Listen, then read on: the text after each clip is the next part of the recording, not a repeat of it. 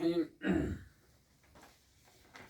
نماز مغرب کے بعد راجوری پونچھ اور وادی کے علماء کرام اور جموں کے علماء کرام نے متفقہ طور پر ہندوستان کے مراکز کی اعلانات کے مطابق یہ اعلان کر دیا تھا کہ رؤیت ہلال نہیں ہوئی، لہذا کل 23 مارچ 2023 کو 30 شعبان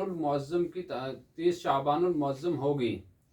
لیکن اعلان کرنے کے بعد ہم لوگ مطمئن ہو گئے، سارے لوگوں کا اتفاق ہو گیا۔ ہمارے پڑوسی ملک سے ایک ایسا اعلان آیا جس کی وجہ سے یہاں کی امت مسلمہ میں کافی انتشار برپا ہو گیا، اور بہت سارے لوگوں نے اس اعلان کو فالو کرتے ہوئے اپنی مساجد سے اعلان کر دیا۔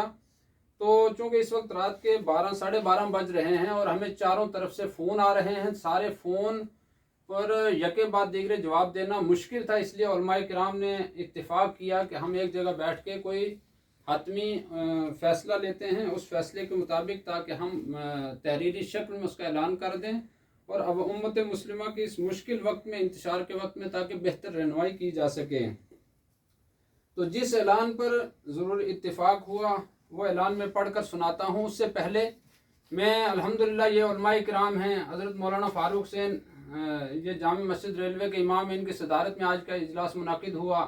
مفتی شکیل احمد ثقافی صاحب ہیں، مولانا عبدالرزاق صاحب ہیں، مولانا اجمل قادری ہیں، سید اعجاز الحق صاحب ہیں، اور اسی طرح سے مفتی توصیف مصباحی صاحب ہیں، مولانا حافظ جاوید احمد علیمی صاحب ہیں، مولانا شرافت مصباحی، مولانا ذاکر حسین نقشبندی ہیں۔ ہم سب لوگوں نے اتفاقیہ طور پر جو اعلان تحریر کیا ہے وہ میں پڑھ کر سنانا چاہتا ہوں۔ کل روزہ نہیں ہے۔ شرعی تقاضوں کے مطابق مکمل غور و خوض کرنے کے بعد علماء و مفتیان کرام اس نتیجے پر پہنچے کہ کل بروز جمعرات مورخہ 23 مارچ 2023 کو 30 شعبان المعظم 1444 ہے، اور یکم رمضان المبارک 1444 ہجری بروز جمعہ مورخہ 24 مارچ 2023 کو ہوگا۔